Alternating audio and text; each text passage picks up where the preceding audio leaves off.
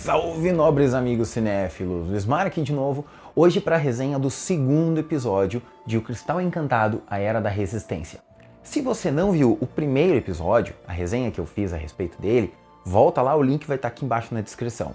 E se você não assistiu nem o primeiro vídeo com o meu review comentado a respeito da série, também vai ter o link aqui e eu recomendo o seguinte: assista a primeira série e veja o primeiro vídeo do review sem spoilers. Depois, se você assistiu a série, você pode voltar para cá e assistir o primeiro episódio que eu fiz a semana passada e agora esse episódio que é o segundo. Então, sem mais delongas, vamos ao episódio chamado Nada Mais é Simples. Solta a vinheta.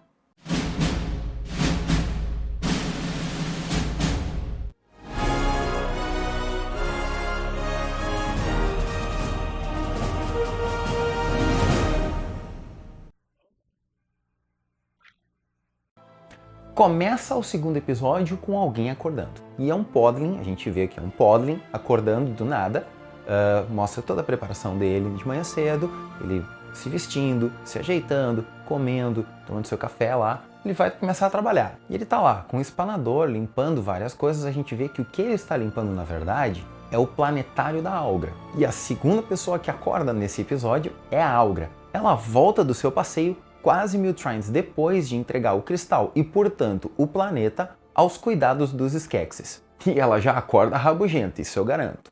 E a gente vê também que a Dit começa a sua jornada pela superfície. Como ela nunca esteve fora das cavernas, ela precisa usar uma venda nos olhos para suportar a claridade dos 3 sóis. E numa bela homenagem ao filme, ela encontra um Fizzgig. Esse Fizzgig é como se fosse um cachorro, sabe? Só que ele é virado em boca, ele é praticamente uma bola com uma boca e olhos. E esse é o primeiro contato dela com animais, com seres da superfície. No castelo, o Skekayur, o glutão, que é mais ou menos como se fosse o cozinheiro dos Skeksis, ele dá uma prensa na guarda. Tudo isso enquanto o Rian tá lá escondido. E falando nele, os Skeksis estão bastante preocupados e tentando fechar o cerco em volta do fugitivo. O Skekso, o imperador, ele tá bastante preocupado com o que os outros Gelflings vão pensar com relação a essa caçada atrás do Rian e também com o sumiço da Mira. Só que o Skeksis, o camareiro, ele aparece com uma solução. Ele diz bem assim que uma pergunta responde a outra pergunta. É só eles inventarem uma história de que o Rian matou a Mira e que é por isso que eles estão atrás do Gelfling. Aliás, esse Skeksis, o camareiro, ou também chamado de Chamberlain, ele é uma mistura muito legal de Mindinho com Varys do Game of Thrones. Quem assistiu vai saber do que eu tô falando. Ele pode ser considerado um mestre dos sussurros do Castelo do Cristal. E a gente já nota também que ele e o Skekvar, que é o general, eles não se bicam muito, eles não vão muito um com a cara do outro.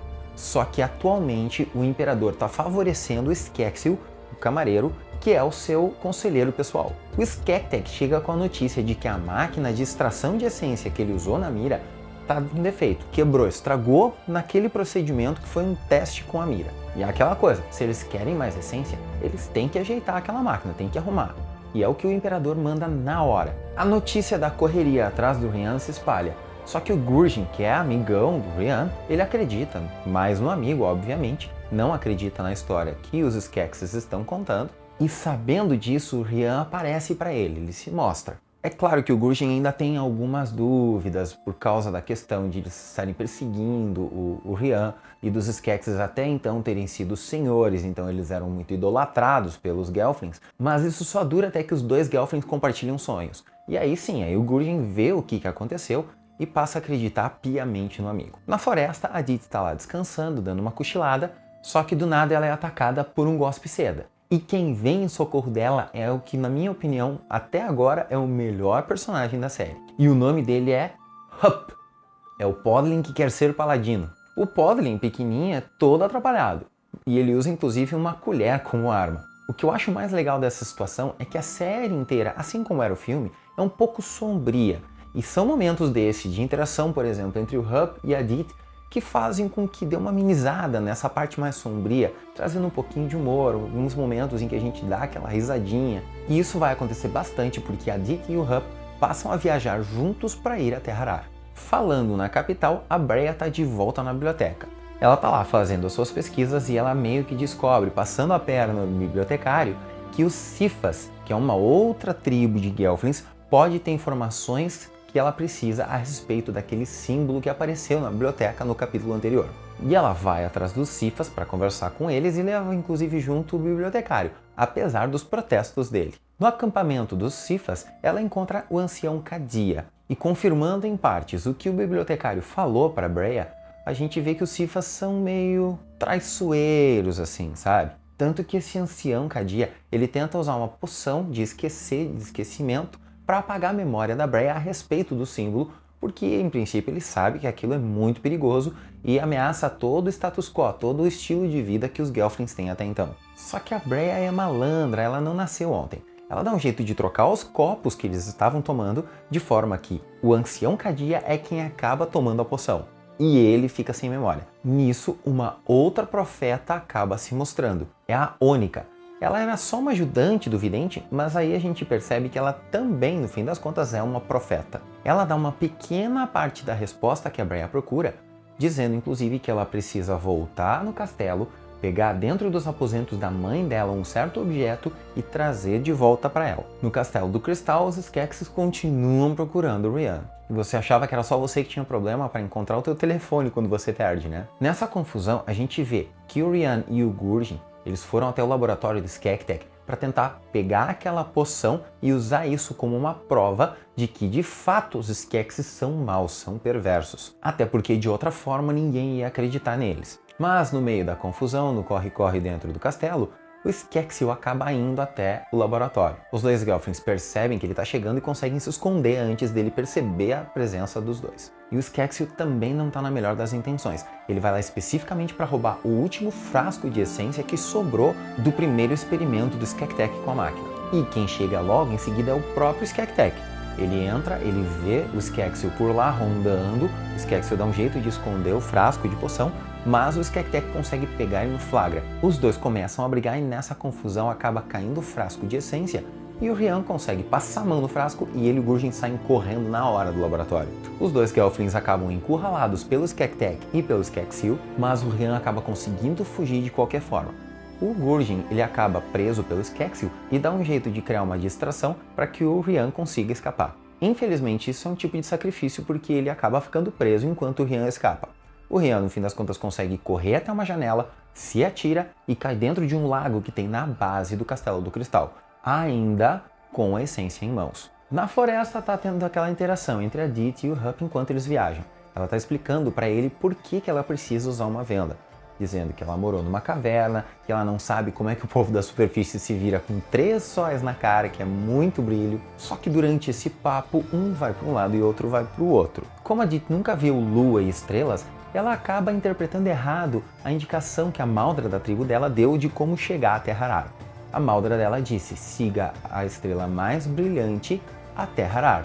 Só que ela não sabe o que é uma estrela e o que é a lua, e ela acha que a lua é a estrela mais brilhante. O Hup conversa com ela, explica a situação, e os dois acabam indo pro lado certo. Em Harar, o Xingão tá comendo solto. A Breya é repreendida pela mãe dela na frente das duas irmãs. A Gramaldra ordena que a Tavra, a irmã do meio, que é a divertida, a guerreira, lembra?